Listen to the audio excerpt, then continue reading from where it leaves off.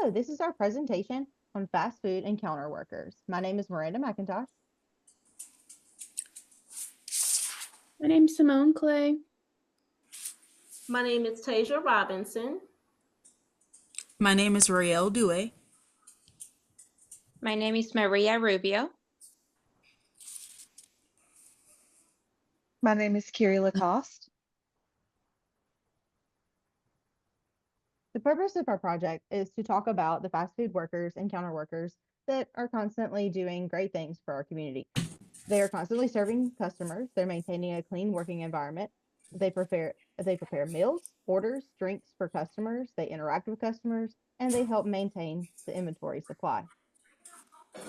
Most food service professionals need little experience in this job. It's often an opening career for many of the workers in the category. They start as early as 16, and you can be an adult. The average pay is around $14.20, and they're expected to perform lots of manual labor tasks.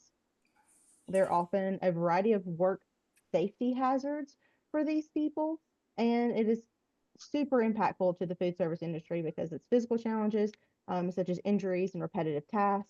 It's your organizational issues, such as unpredictable scheduling and understaffing issues. And then there's the mental aspect of it, which can cause depression and burnout.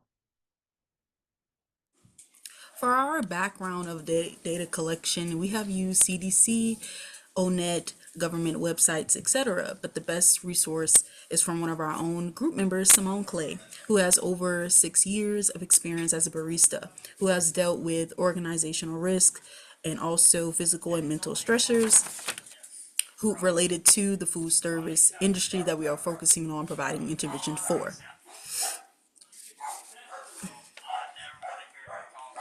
So for starters, we will touch bases on how physical stressors such as heavy lifting, poorly designed spaces, long hours of standing, and repetitive tasks can lead to physical tension and can activate stress reactions. With that physical stressor, we identified four different aspects that often lead to those stressors. So it could be as simple as the poorly designed workspaces that are often encountered in these places. There are tripping hazards. There are small spaces where people have to get through and they have to maneuver with heavy objects that cause dangerous situations. There are being physically tired. They're often required to stand for long hours. They're often overworked. They may not have breaks. They may not have enough people to help with the job. Sometimes it's their second job. There's repetitive tasks that often cause injuries with backs, legs, ankles, wrists, a variety of things because they're constantly having to do the same thing over and over for multiple hours in that shift. And then there's the heavy lifting aspect. Some of those causes are having to carry heavy objects, unloading the inventory from trucks, sometimes by themselves, sometimes with not enough help. All of these things definitely cause stress for the person. When it comes to the physical stressors, there are three or four things that we picked out as a group: heavy lifting, increased chances of getting injured, and long standing hours. These hazards are often the cause of repetitive tasks such as bending and shaking, things like bottles or washing dishes or doing maintenance or cleaning tasks for long periods of times. The organization should address these hazards because it creates a negative working condition for the associates in the company. So for our physical stressors here, we are having the goal of reducing physical stressors by 75% after 12-month completion. The hazards would be heavy lifting as well as shaking and blending for hours. So in regards to the heavy lifting, we can set clear expectations and to train employees on heavy lifting. So recommendations for that, we could have two employees, making sure that they're working together to unloading the trucks, as well as max lifting on 40 to 50 pounds. Employees must wear back braces to protect themselves from getting physically hurt, as well as taking 5-minute breaks in between lifting objects. And it is mandatory that items that are, higher than 5 feet must be positioned by two employees.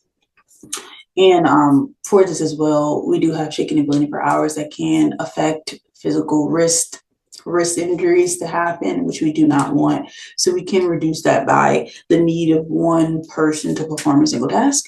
So designating a team of workers to work on projects to help decrease the repetitive task, not performing repetitive tasks more than 3 hours, because that can cause a strain on the body, as well as in assigning specific duties, schedules for each worker.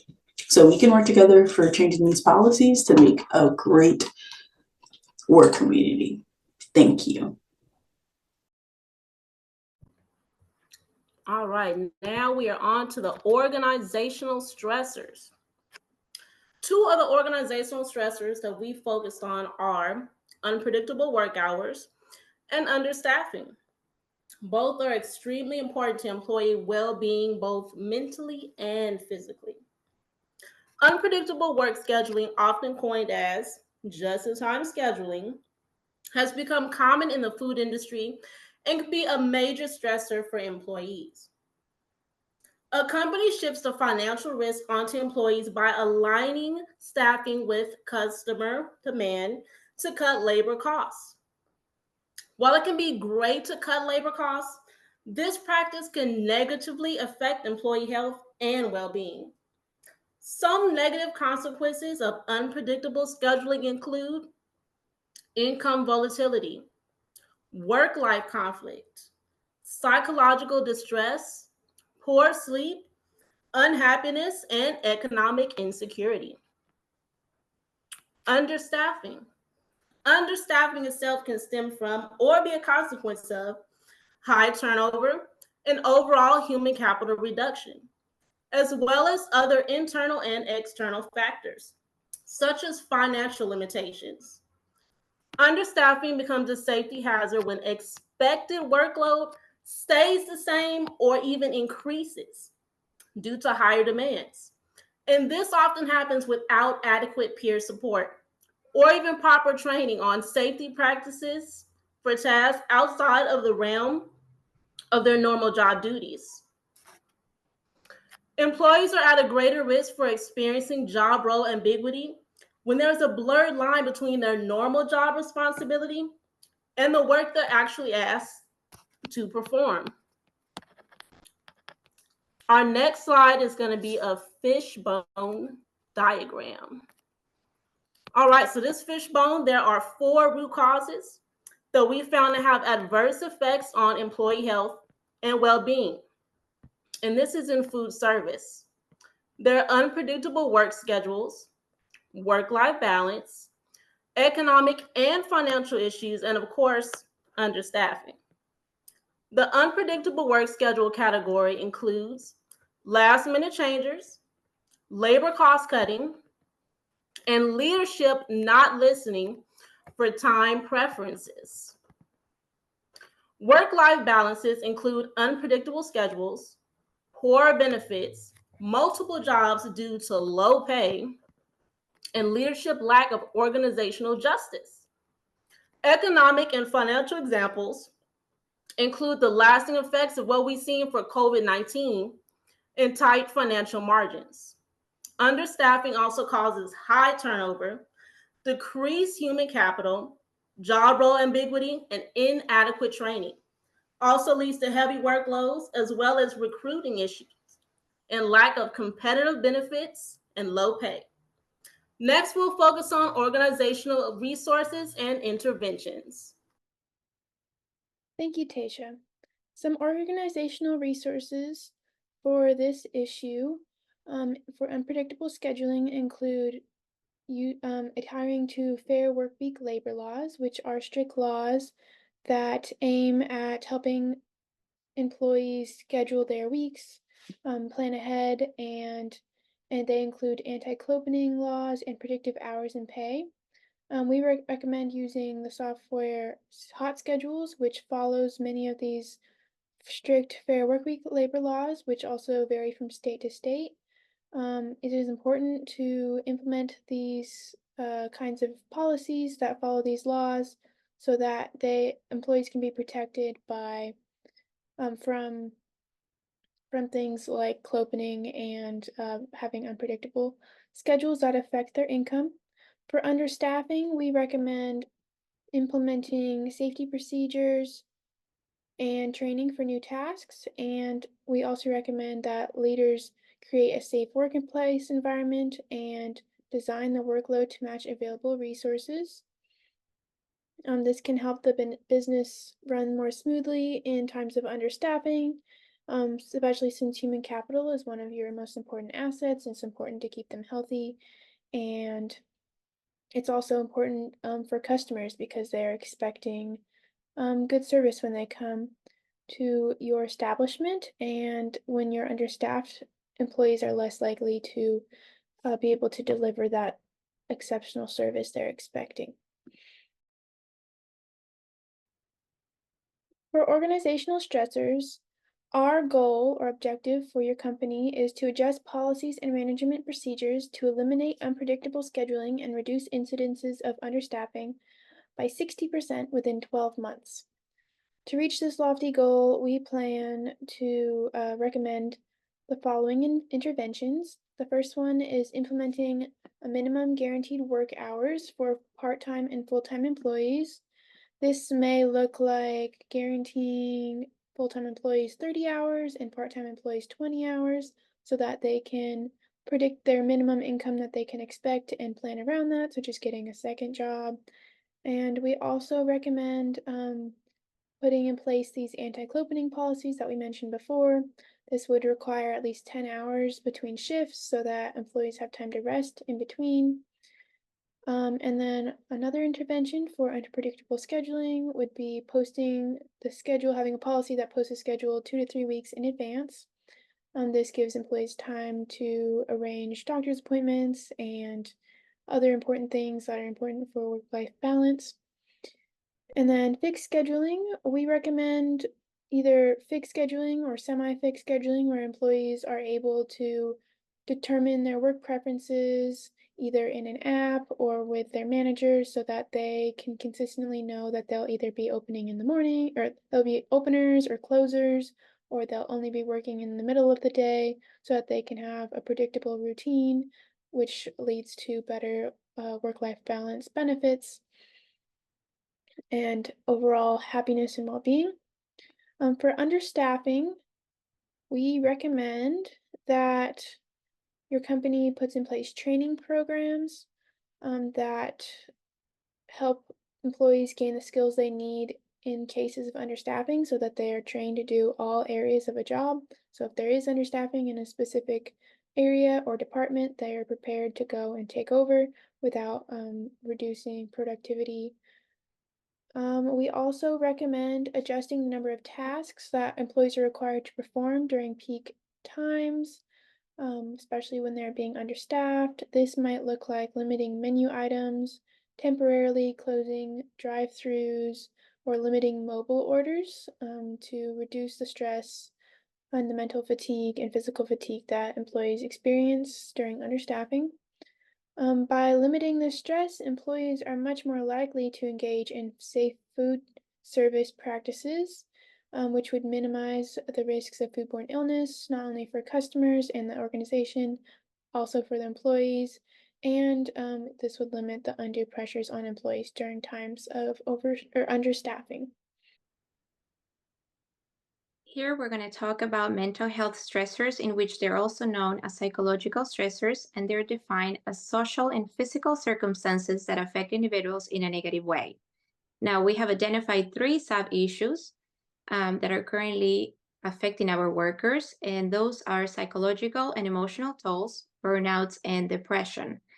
The field of occupational health psychology covers research on mental health and psychological working conditions that are linked to emotional toll, depression, and burnout. Throughout the research, we find out that the Mayo Clinic defines employee burnout as stress that is characterized by being emotionally and physically exhausted by work. And depression plays a very important role affecting our employees' lives every day. Now, we have also found out that there are several different negative mental health consequences.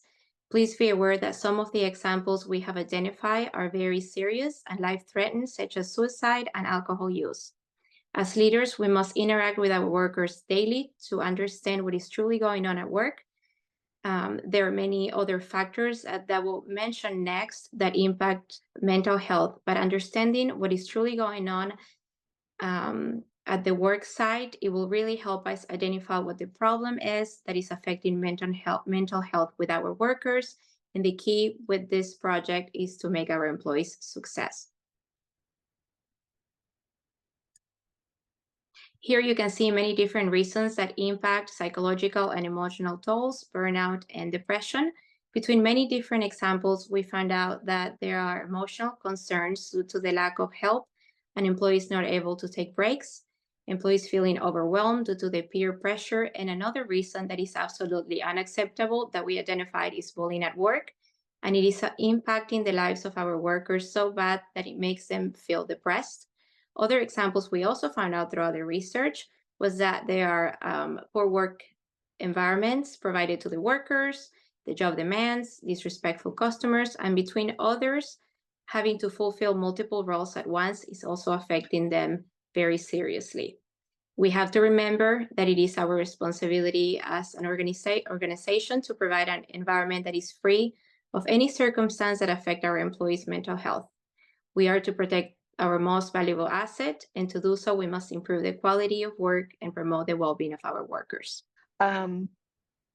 To the goals that we have decided that would be effective for the mental health issues is to reduce mental health stressors by 50% over 12 months, to help with the psychological and emotional tolls experienced in the workplace. It is important to establish a workplace culture of teamwork, tolerance, support, and understanding. And to do this, the company will create an anti-bullying policy and engage in policy changes to ensure that all appropriate lunches and breaks are taken by the employees. So in order to address the bullying aspect of the emotional toll, all employees will be required to complete a mandatory anti-bullying training. The company will create and implement a zero tolerance policy for bullying. And this policy will be displayed in all employee common areas, along with the resources to get help for the issue, phone numbers, emails, and that information. For the burnout aspect, supervisors must ensure that the schedule that is created for the employees is made in a way that allows each employee to be able to take their breaks and lunches, and that there are enough employees there at one time in order for this to be achieved. Employees must have a 30-minute lunch for every 6 hours worked. Supervisors and managers will hold employees accountable if they do not take their breaks and lunches that they are required to take. And along with the scheduling, at least 10 hours between shifts, like Simone mentioned earlier, because that will allow the employee the ability and the opportunity to get proper rest in between each shift. The company will provide anti-fatigue mats, shoe inserts, or sitting stations where applicable if that's applicable for the position, and at least a 15-minute break every 2 hours, more if the work is demanding or more physically taxing. And those breaks, along with any and all legally mandated rest or break periods. In order to ensure that the employees are improving and the mental health stressors of the workplace are being addressed properly and effectively, the company will create an open door policy for employees, along with the proper line of intervention, like who you go to first, if that person doesn't help you, who you go to then, like the chain of authority on getting help for issues, and also a regularly administered survey to the employees to see how the changes are being implemented, if they're having the effect that was intended. And according to these surveys, if the supervisors need to have a one-on-one session with the employee, they can do that to address any issues that are ongoing and to try to alleviate any possible future issues. Thank you, Kiri. To conclude, our physical stressors, organizational stressors, and mental stressors were the three main areas that we targeted for intervention. The goals we came up with for physical stressors included reducing physical stressors by 75% after 12 months of completion. Some of the recommendations that we recommended were policy and procedural changes to reduce physical stressors, such as setting clear expectations for employees about heavy lifting guidelines and other things like repetitive tasks, limiting those, and redesigning work so that employees are rotating during their shifts so that they don't get overwhelmed and injured. And then organizational stressors. This would include, our objective for this was adjusting policies and management procedures to eliminate unpredictable scheduling and reduce incidences of understaffing by 60% within 12 months.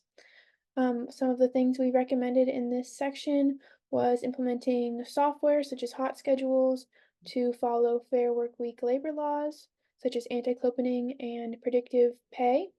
We also recommended cross-training and job redesign to address understaffing. This would help with having more employees trained in certain departments, and also for reducing the stresses that employees experience during periods of understaffing. And then for mental stressors, our goal was to reduce mental stressors by 50% after 12 months of completion. And for this, we recommended anti-bullying policies. We recommended required breaks, such as 30-minute lunch breaks and 15-minute rest periods. And we also recommended implementing positive workplace culture initiatives to address many of the mental health stressors, such as surveys and management involvement and those kinds of things. We wanted to thank you for listening to our presentation today, and we hope you implement these recommendations in your organization. Please let us know if you have any questions, and have a great day. Thank you.